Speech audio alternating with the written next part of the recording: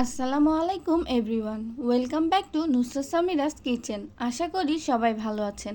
আজকে আমি আপনাদের তৈরি করে দেখাবো 1/3 কাপ গুঁড়া দুধ দিয়ে 1 কেজি বেবি সুইট বানানো সম্পূর্ণ নোফেল রেসিপি। সম্পূর্ণ recipe A to Z follow করে আপনিও এইরকম কিউট কিউট বেবি সুইটগুলো তৈরি করতে পারবেন কোনো রকম ঝামেলা ছাড়াই। তাহলে চলুন শুরু করা যাক। একটি বোলে নিয়ে নিলাম 1/3 কাপ গুঁড়া দুধ। আজকে আমি ডিপ্লোমা ব্র্যান্ডের ফুল ক্রিম মিল্ক পাউডারটা ব্যবহার করছি। আপনারা আপনাদের পছন্দ মতো যে কোনো গুঁড়া দুধ ব্যবহার করতে পারেন, তবে ফুল ক্রিম গুঁড়া দুধ ব্যবহার করলে ভালো হয়। এবার দিয়ে দেব 1/3 কাপ ময়দা, আর দিয়ে দেব 1 চিমটি বেকিং সোডা। বেকিং সোডা মানে হলো আমরা যে খাবার সোডা বলি সেইটা। আবার কেউ বেকিং পাউডারের সাথে বেকিং সোডা গুলিয়ে ফেলবেন না। বেকিং পাউডার আর বেকিং সোডা সম্পূর্ণ আলাদা, তাই বেকিং সোডা বা খাবার সোডাটাই ব্যবহার করবেন। এবার সবগুলো উপকরণ একসাথে মিশিয়ে নেব। এই পর্যায়ে দিয়ে দেব 1 চা চামচ ঘি। আপনারা চাইলে ঘিয়ের পরিবর্তে বাটারও ব্যবহার করতে পারেন, কিন্তু তেল ব্যবহার করা যাবে না। এবার একটু সময় আর ধৈর্য নিয়ে খুব ভালো করে ঘষে ঘষে ঘি শুকনো উপকরণের সাথে মিশিয়ে নিতে হবে। যদি পারফেক্ট মিষ্টি তৈরি করতে চান তাহলে এই কাজটা অনেক গুরুত্বপূর্ণ, তাই 4 থেকে 5 মিনিট সময় নিয়ে উপকরণগুলো মিশিয়ে নিতে হবে। এক পর্যায়ে হাতে কিছুটা মিশ্রণ নিয়ে এই রকম মুঠ করলে দলা পাকিয়ে যাবে, আবার আলতো হাতে চাপ দিলেই ভেঙে যাবে। তাহলে বুঝবেন মিশ্রণটা মাখানো হয়ে গেছে। এবার লিকুইড দুধ দিয়ে একটি ডো তৈরি করে নেব। অল্প অল্প করে দুধ দিয়ে ডোটা মাখাতে হবে, যাতে বেশি নরম হয়ে না যায় আর পারফেক্ট একটা ডো তৈরি হয়। আমার এই ডোটা মাখাতে প্রায় 3 টেবিল চামচ লিকুইড দুধ লেগেছে। ডোটা একটু নরম হবে, এই রকম হাতে লেগে থাকবে। এই পর্যায়ে ডোটা একটি ঢাকনা দিয়ে ঢেকে রেস্টে রেখে দেব 5 থেকে 6 মিনিটের জন্য। ফিরে আসলাম 5 মিনিট পর। এই পর্যায়ে ডোটা সেট হয়ে গেছে। এবার আর হাত দিয়ে ধরলে ডোটা হাতে লাগবে না।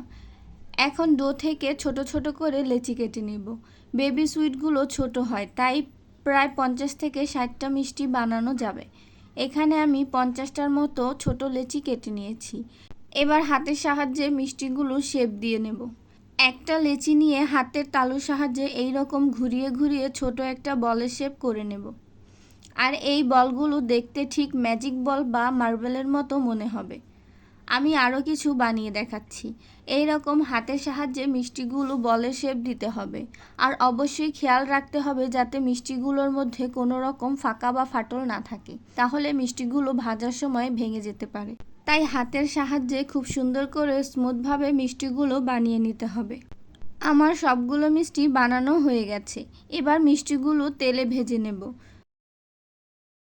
চুলায় একটি কড়াই বসিয়ে তাতে পর্যাপ্ত পরিমাণ তেল দিয়ে হালকা গরম করে নেব, আর এই পর্যায়ে চুলার আঁচটা লোতে থাকতে হবে। এবার তেলের মধ্যে মিষ্টিগুলো দিয়ে দেব। তেলটা কেমন গরম তা দেখেই বুঝতে পারছেন। মিষ্টিগুলো দেওয়ার সাথে সাথেই তেলের নিচে চলে গেছে। এই পর্যায়ে মিষ্টিগুলো বেশি নাড়াচাড়া করা যাবে না, সামান্য কড়াইটা একটু নাড়িয়ে দিলেই হবে। এক সময় পর দেখবেন মিষ্টিগুলো একা একাই তেলের উপর ভেসে উঠেছে। এই পর্যায়ে চুলার আঁচ মিডিয়ামে রেখে নেড়েচেড়ে মিষ্টিগুলো ভেজে নিব। এই রকম হালকা কালার আসলে এখান থেকে অর্ধেক মিষ্টি তুলে রাখবো, আর বাকি অর্ধেক মিষ্টি আরও কিছু সময় ভেজে কালোজাম মিষ্টির কালার করে নেব। এই রকম কালার আসলে মিষ্টিগুলো তুলে নেব। এবার মিষ্টিগুলো এক সাইডে রেখে দিব ঠান্ডা হওয়ার জন্য, আর অন্যদিকে চিনি শিরাটা তৈরি করে নেব। একটি প্যানে দিয়ে দেব 1 কাপ পরিমাণ চিনি, আর দিয়ে দেব 1.5 কাপ পরিমাণ পানি। আমি যেই কাপে চিনি মেপে দিয়েছি সেই কাপেরই 1.5 কাপ পরিমাণ পানি দিয়ে এবার দিয়ে দেব 2 থেকে 3টা এলাচ।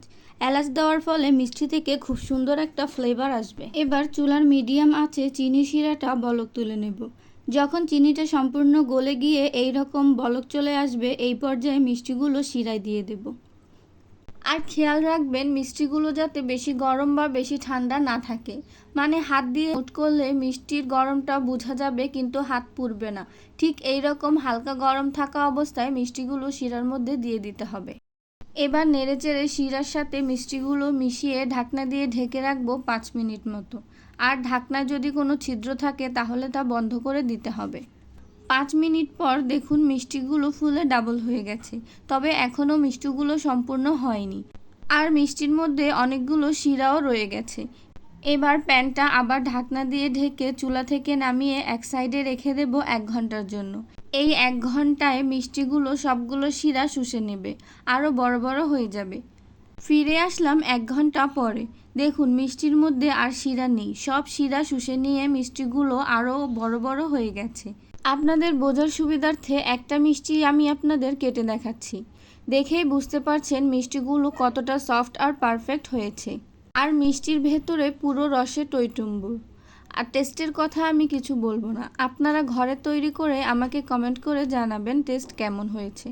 তাহলে আর দেরি না করে ঘরে তৈরি করে ফেলুন বেবি সুইটগুলো, আর যে কোনো ডেজার্ট আইটেমে ব্যবহার করুন অনায়াসে। আমার আজকের ভিডিওটা যদি আপনাদের ভালো লেগে থাকে তাহলে একটি লাইক করে বন্ধুদের সাথে শেয়ার করে দিবেন। আরও সকল মজার মজার রেসিপি সবার আগে পাওয়ার জন্য চ্যানেলটি সাবস্ক্রাইব করে বেল আইকন প্রেস করে পাশে থাকবেন। ধন্যবাদ।